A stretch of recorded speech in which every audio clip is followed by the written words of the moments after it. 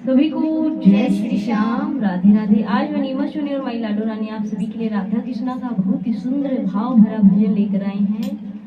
तो सुनिएगा, जब राधा रानी कन्हैया से दूर हो जाती हैं तो राधा रानी कन्हैया से क्या कह रही हैं, सुनिएगा। बड़ा ही हार्ट टचिंग भजन है, सुनकर आंखों से आंसू बहने लगेंगे। राधा के हृदय में श्री कृष्ण, राधा की सांसों में श्री कृष्ण, राधा में ही है श्री कृष्ण, इसलिए दुनिया कहती है राधे कृष्ण राधे कृष्ण। तो सुनिएगा बहनों और बताइएगा आपको कैसे लगा।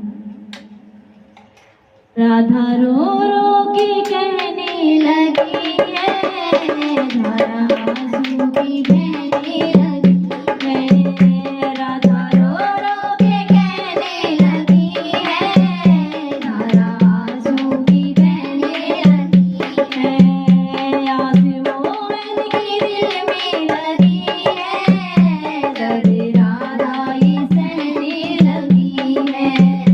आंसुओं की दिल में लगी है, दर्द राधा ये सहने लगी है।